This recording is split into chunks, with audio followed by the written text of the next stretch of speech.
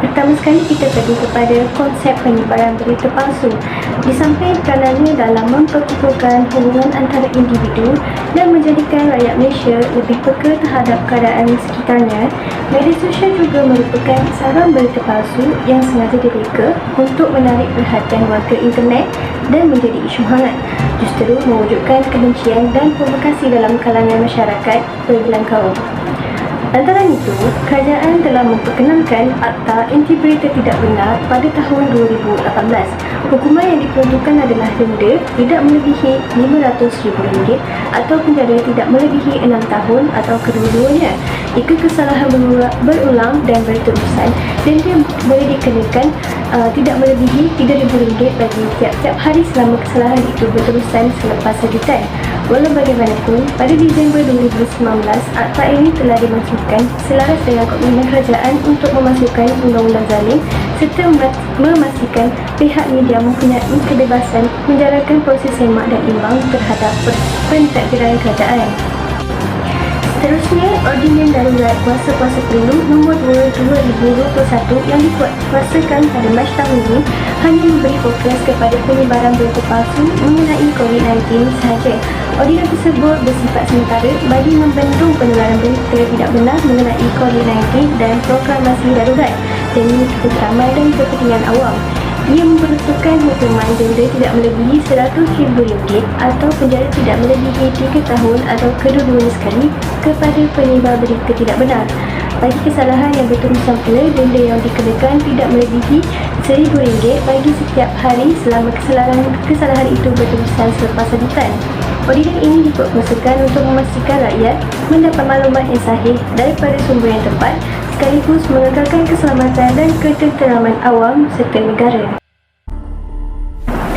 Berita palsu juga berkait rapat dengan fitnah yang dilontarkan kepada seseorang di media sosial. Menurut Muhtar Muhammad tahun 2004, menyatakan bahawa takrif klasik yang akan dijelaskan oleh hakim mengenai fitnah ialah penerbitan sesuatu kenyataan yang mendedahkan maksudnya kepada kebencian, ejekan atau penghinaan. Undang-undang fitnah bertujuan untuk melindungi reputasi, kepentingan, maruah dan imej individu atau organisasi daripada rosak atau tercemar oleh sesuatu fitnah. Justru itu, undang-undang fitnah diperkenalkan untuk memberikan pampasan kepada pihak yang terjejas, nama baik dan kedudukannya di mata masyarakat. Walau bagaimanapun, Akta Fitnah 1997 banyak menyentuh prinsip am sahaja dan disebabkan itu, Mahkamah di Malaysia mengambil prinsip common law untuk menjelaskan konsep fitnah. Hakim-hakim di Malaysia juga kerap mengikut keputusan mahkamah di England, India dan Australia. Di Malaysia, fitnah juga ditakrifkan sebagai suatu kesalahan jenayah. Seksyen 499 Kanun Kesesakan memperuntukkan bahawa siapa yang melakukan sesuatu yang boleh merosakkan nama baik seseorang adalah dikira sebagai memfitnah orang. Barang sesiapa yang memfitnah atau mencetak perkara-perkara yang boleh memfitnah seseorang jika disabit kesalahan, hukumannya adalah penjara selama tempoh yang boleh sampai 2 tahun atau denda atau kedua-duanya sekali. Menteri Komunikasi dan Multimedia Datuk Saifuddin Abdul Rahman berkata kerajaan melalui PJRM dan SKMM sangat komited dalam menangani penyebaran berita palsu.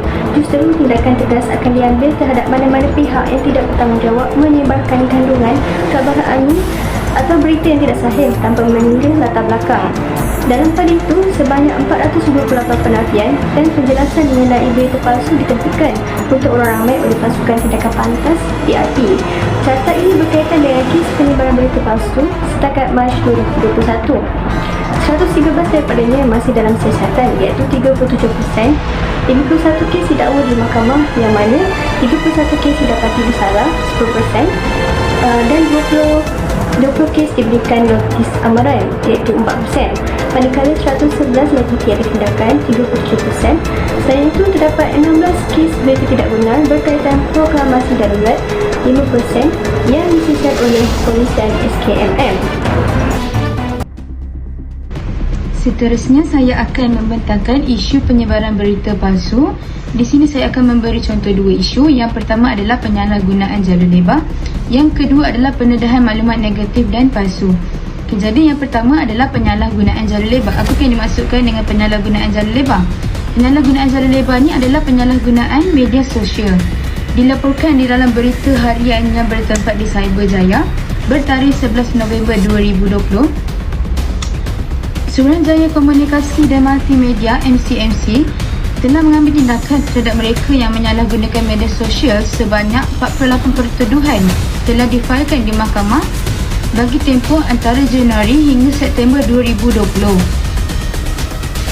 Jadi, dalam tempoh Januari hingga September 2020, terdapat 48 pertuduhan yang telah dilaporkan di mahkamah. 48 pertuduhan yang berlaku dalam tempoh 8 bulan ini hasilnya datang daripada 22 pertuduhan individu yang menyebarkan kandungan lucah, yang kedua 9 pertuduhan kandungan jelek, dan yang ketiga 3 pertuduhan kandungan palsu. Manakala 14 pertuduhan yang selebihnya adalah merupakan kesalahan yang dilakukan di bawah kanun kesisaan dan Akta Kesalahan-Kesalahan Seksual terhadap Kanak-kanak 2017. Sebarang perkongsian dan penyebaran kandungan palsu, jelek dan mengancam ini adalah menjadi satu kesalahan di bawah Seksyen 233 Akta Komunikasi Multimedia 1998. Jika individu-individu ini disabitkan dengan kesalahan ini, maka mereka boleh dikenakan hukuman denda tidak melebihi RM50,000 atau penjara setahun atau kedua-duanya. Isu penyebaran berita palsu yang kedua adalah pendedahan maklumat negatif dan palsu. MCMC iaitu Suruhanjaya Komunikasi Multimedia dan Malaysia telah mengambil serius tentang penyalahgunaan identiti. Telah dilaporkan dalam kenyataan media bahawa MCMC telah memulakan siasatan terhadap insiden yang membabitkan penyalahgunaan nama Perdana Menteri oleh pihak yang tidak bertanggungjawab melalui email dan laman sesawang. Pihak yang tidak bertanggungjawab ini telah menyalahgunakan nama Perdana Menteri untuk mendapatkan sokongan peribadi beliau serta mempromosikan perniagaan Bitcoin. Apakah perniagaan Bitcoin? Perniagaan Bitcoin ini adalah perniagaan yang bergantung kepada kenaikan dan penurunan harga saham. Jadi MCMC dan Polis Diraja Malaysia telah memulakan siasatan untuk mengenal pasti dalang dan sumber yang mengeluarkan email menggunakan nama Perdana Menteri. Kewujudan dan pengantaran apa-apa komen, permintaan cadangan atau komunikasi yang palsu adalah menjadi satu kesalahan di bawah Seksyen 233 Akta Komunikasi Multimedia 1998. Individu yang diperuntukkan kesalahan ini boleh didenda maksimum RM50,000 atau penjara 1 tahun atau kedua-duanya sekali. Seterusnya adalah agensi utama yang mengawal sedia aktiviti di media sosial. Terdapat 3 agensi utama yang mengawal sedia aktiviti di media sosial, iaitu Suruhanjaya Komunikasi dan Multimedia Malaysia (SKMM), Cyber Security Malaysia dan juga Polis Diraja Malaysia iaitu PDRM. Suruhanjaya Komunikasi dan Multimedia Malaysia (MCMC) bertanggungjawab untuk menerima aduan penyalahgunaan internet. Selain itu, Seksyen 16 Subseksyen 1 Akta Suruhanjaya Komunikasi dan Multimedia Malaysia 1998, peranan utama badan ini ialah untuk memberi nasihat kepada menteri mengenai dasar kebangsaan aktiviti komunikasi dan multimedia Malaysia. Selain itu, melaksanakan undang-undang komunikasi dan multimedia. Malahan pula mengawal sedia segala perkara mengenai aktiviti komunikasi dan multimedia yang tidak diperuntukkan dalam undang-undang komunikasi. Cyber Security Malaysia, Pusat Kepakaran Keselamatan Cyber Nasional dan berfungsi sebagai agensi yang bertanggungjawab memelihara aspek keselamatan nasional. Selain itu, menyediakan perkhidmatan khusus dalam bidang keselamatan cyber seperti tindak balas kecemasan cyber dan juga pengendalian insiden. Selain itu, cyber security juga berfungsi sebagai satu capaian dan pembudayaan keselamatan cyber, pusat penyidikan dan juga pusat pemantauan. Agensi yang terakhir adalah Polis Diraja Malaysia iaitu PDRM. Polis Diraja Malaysia merupakan satu pasukan yang digunakan sebagai khidmat di dalam dan di seluruh Malaysia termasuklah perairan wilayah. Hal ini adalah berdasarkan Seksyen 20 Klausa 3 Akta Polis 1967 telah pun menyenaraikan 13 tugas utama PDRM. Seksyen 3 Klausa 2 memberikan tugas, kuasa dan budi bicara pegawai polis untuk melaksanakan maksud yang tersebut dalam Seksyen 3 Klausa 3 yang termasuklah menangkap semua orang yang mana dia diberi kuasa oleh undang-undang untuk menangkap, memproses risikan keselamatan, menjalankan pendakwaan dan lain-lain. pasukan PDRM juga mempunyai kuasa untuk menyiasat dan menangkap penjenayah cyber dengan menggunakan kaedah forensik digital melalui unit forensik PDRM. Unit forensik digital adalah unit bagi memantau kegiatan orang awam mengenai penggunaan internet. Antara unit forensik digital termasuklah unit siasatan jenayah komputer, internet dan harta intelek, unit siasatan jenayah telekomunikasi, unit siasatan cakra optik dan unit pemantauan CCRS. Seterusnya kita masuk kepada peruntukan yang berkaitan dengan penyebaran berita palsu. Kat sini ada 5. Yang pertama, Kanun Kesiasaan. Yang kedua, Akta Komunikasi dan Multimedia Malaysia 1998, Akta Hasutan 1948, Akta Fitnah 1957 dan juga Akta Jenayah Komputer 1997.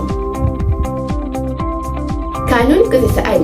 Kanun Kesiasaan merupakan status induk yang mentadbir kesalahan-kesalahan jenayah yang berlaku di Malaysia. Seksyen 505 Subseksyen B mengkriminalisasi penerbitan atau peredaran komunikasi yang menyebabkan atau berkemungkinan mendatangkan ketakutan ataupun kebimbangan kepada orang ramai. Selain itu, terdapat juga Akta Fitnah 1957 dan juga Kanun Kesiasaan yang merupakan suatu perundangan khusus yang digunakan oleh penguatkuasa untuk mengawal selia kegiatan penyebaran fitnah melalui media sosial. Pelbagai pemakaian fitnah yang berlaku dalam bentuk jenayah, kesalahan tersebut ternyatakan dari Seksyen 499 hingga Seksyen 502 Kanun Kesiasaan. Akta Komunikasi dan juga Multimedia 1998. Dalam akta ini dapat lihat Seksyen 33 iaitu penggunaan tidak wajar, kemudahan rangkaian ataupun perkhidmatan rangkaian. Dalam seksyen ini, seseorang yang melakukan penghantaran atau apa-apa komen, permintaan cadangan atau komunikasi yang mempunyai unsur pecah, sumbang, palsu ataupun jelek sifatnya dengan tujuan ataupun niat untuk menganiayai orang atau mengancam atau mengugut orang lain, dan apabila disabitkan boleh didenda dengan hukuman tidak melebihi RM50,000 atau dipenjarakan selama tempoh tidak melebihi 1 tahun atau kedua-duanya sekali, dan hendaklah juga boleh denda apabila RM1,000 apabila beliau masih tetap melakukan kesalahan tersebut setelah disabitkan. Contohnya dalam kes Nur Imran Kusairi yang berumur 39 tahun, beliau telah didakwa di bawah Seksyen 33 Subseksyen 1 Kurungan A atas kesalahan menghantar komunikasi yang mengancam dengan tujuan untuk mengugut seorang wanita yang bekerja sebagai operator kilang.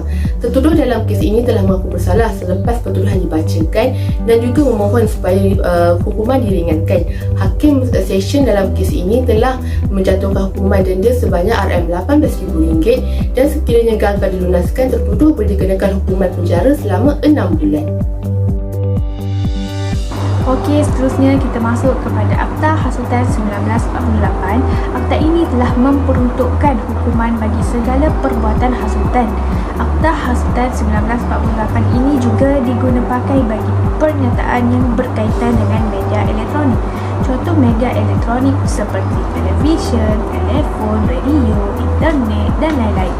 Seterusnya, perkataan menghasut telah pun dinyatakan dalam tafsiran Seksyen 2 Akta Hasutan 1948, iaitu ianya hanya diguna pakai berkenaan apa-apa perbuatan, ucapan, perkataan, penerbitan atau selain yang boleh menjadikan perkara ini perbuatan, ucapan, perkataan, penerbitan atau selainnya, dan ianya mempunyai kecenderungan untuk menghasut. Menghasut juga adalah kesalahan yang boleh disebarluaskan melalui media sosial oleh mana-mana pihak yang tidak bertanggungjawab. Sebagai contoh, dalam berita harian, heboh diperkatakan berkenaan dengan suatu video ceramah agama yang tular di media sosial berkenaan dengan seorang ustaz yang telah menyampaikan ceramahnya dan mengeluarkan komen semasa ceramah tersebut, yang mana ianya disifatkan sebagai suatu hasutan terhadap Peduli Yang Maha Mulia Sultan Johor. Seterusnya, Akta Fitnah 1957. Akta Fitnah 1957 adalah suatu perundangan yang khusus dan digunakan untuk mengawal sedia sebarang kegiatan penyebaran fitnah melalui media sosial. penyebaran maklumat menerusi media sosial boleh dikategorikan sebagai fitnah sivil kerana pihak yang terkesan dengan sesuatu kenyataan fitnah itu hendaklah membuat tuntutan sivil di mahkamah. Contohnya, plaintiff hendaklah membuktikan kesnya di mahkamah dan sekiranya tuntutan plaintiff berjaya, maka mahkamah akan memberikan ganti rugi kepada plaintiff daripada defendant yang telah disaman oleh plaintiff. Yang terakhir adalah Akta Jenayah Komputer 1997. Akta ini memperuntukkan tentang segala kesalahan berhubung dengan penyalahgunaan komputer. Di bawah akta ini, akses kepada komputer secara tidak sah ataupun mengubah sebarang apa-apa program ataupun data dalam sesuatu komputer itu adalah salah dan boleh dikenakan hukuman. Terdapat 3 kesalahan utama yang diperuntukkan oleh akta ini dalam menangani masalah jenayah komputer. Yang pertama, kesalahan capaian tanpa kuasa kepada bahan-bahan komputer. Yang kedua, capaian tanpa kuasa dengan niat untuk melakukan atau memudahkan berlakunya kesalahan lanjut. Dan yang ketiga, kesalahan pengubah suaian tanpa kuasa kandungan mana-mana komputer.